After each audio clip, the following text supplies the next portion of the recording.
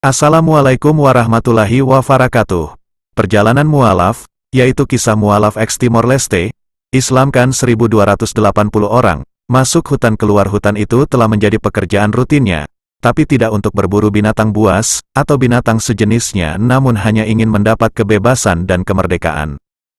Tak ada jalan lain dilakukan kecuali menyerang, dan melawan tentara Indonesia dengan bergerilya di hutan-hutan. Kala itu Da Costa, bukan nama sebenarnya, berkisah, dirinya selalu dibuntutin perasaan yang sangat tidak manusiawi karena beberapa puluhan nyawa melayang, akibat bentrok antara kelompok pro-kemerdekaan Timor Timor dan TNI Indonesia. Boleh dibilang, Da Costa adalah salah satu pemberontak yang mati-matian membawa pengikutnya masuk dan keluar hutan, agar bisa berpisah dari Indonesia kala itu. Memilih jalan ini bukan sesuatu hal yang nyaman baginya. Ia mengaku kehidupan di hutan menjadikan dirinya sebagai buronan TNI. Beberapa tahun bergerilya di hutan, rupanya pasukan TNI mampu mencium keberadaannya melalui masyarakat setempat. Akhirnya Da Costa pun ditangkap seorang diri saat berada di keramaian pasar untuk berbelanja keperluan pasukannya. Pasca penangkapannya oleh TNI 321 Baokau Timor Timor, Da Costa harus mengakui kesalahannya, dan memberitahu di mana keberadaan pasukannya berada. Ia bahkan dikabarkan akan dieksekusi mati. Beberapa hari sebelum dieksekusi, Da Costa sempat bermimpi dirinya didatangin dua orang bidadari. Dalam mimpinya, dua bidadari itu agar aku untuk bersegera masuk agama Islam. Da Costa bertanya, apa itu Islam? Agama Islam itulah agama yang benar dan agama orang mayoritas Indonesia yang masuk di Timor Timor.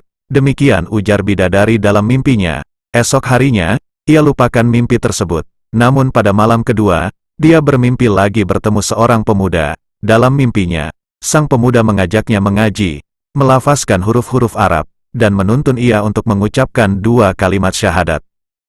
Setelah menunaikan hajat tersebut, pemuda yang ditemui dalam mimpi itu memberikan hadiah berupa Al-Quran cetakan Istanbul, dan sebuah cincin bertuliskan nama Allah Subhanahu wa Ta'ala. Betapa kagetnya Da Costa, sebab saat ia terbangun dari mimpi, ternyata Al-Quran dan cincin bertuliskan nama Allah Subhanahu wa Ta'ala itu ada di kantong saku bajunya. Tanpa pikir panjang, esok harinya Da Costa pun akhirnya memeluk ajaran agama Islam, di kompleks TNI 321 Baokau Dili Timor Timor, sekarang Timor Leste. Setelah masuk Islam, Da Costa merubah namanya menjadi Zainuddin. Untung tak dapat diraih, malang tak dapat ditolak. Pasca kabar keislaman Da Costa, dirinya mendengar keputusan dibebaskan dari hukuman mati. Mendengar dirinya dibebaskan dari hukuman mati, maka Zainuddin ia bertekad mengislamkan keluarganya dan orang-orang sebanyak-banyaknya agar mau masuk Islam. Menurut Zainuddin, pada tahun 1999, saat pemilu di Timor Timur digelar, Partai Zainuddin terpilih sebagai anggota DPRD. Namun selang beberapa bulan setelah pelantikan, lahirlah kerusuhan besar-besaran, pembunuhan, penghancuran infrastruktur marak menyusul referendum yang dimenangkan kelompok pro-kemerdekaan, karena melihat ada campur tangan tentara Portugis, Australia, dan Amerika, yang membuat masyarakat diungsikan ke Atambua hingga ke Kupang, tutur Zainuddin. Selama 2 tahun dirinya berada di Atambua. Akhirnya tepat tahun 2002 Zainuddin hijrah ke Desa Boniana Kabupaten Kupang Barat NTT. Disinilah Zainuddin mulai bekerja dengan tenang meski hanya sebagai peternak dan petani. Namun satu hal yang selalu membuatnya bersemangat, yakni ketika mendengar ada orang yang ingin masuk Islam. Tak segan Zainuddin segera menyewa kendaraan, dan langsung menuju ke lokasi walaupun ratusan kilo dengan biaya pribadi. Ia segera menunaikan kewajibannya karena ini telah bertekad banyak orang yang mengenal Islam, agar segera mengikuti jejak ajaran Rasulullah Muhammad ini.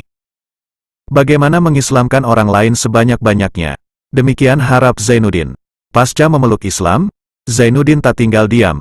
Dia mengajak keluarga dan warga eks Timor Leste menerima Islam. Alhamdulillah hingga sekarang, Zainuddin mengaku telah mengislamkan tidak kurang 1280 orang, mulai dari anak-anak hingga orang dewasa, mulai dari Timor Leste hingga ke Kupang. Berkat jasa Zainuddin, hati Ustadz Syamsul Arifin Nababan terketuk dan akan memberangkatkannya beribadah umroh pada bulan Mei tahun 2016 beberapa tahun silam. Menjadi prinsip bagi Zainuddin, kalau kita niatnya bersih tanpa ada kepentingan, insya Allah, Allah akan membantunya. Selamat beramal sebesar-besarnya untuk kemuliaan Islam dan umat Islam. Pak Zainuddin, Abu Zain Zaidan, NTT.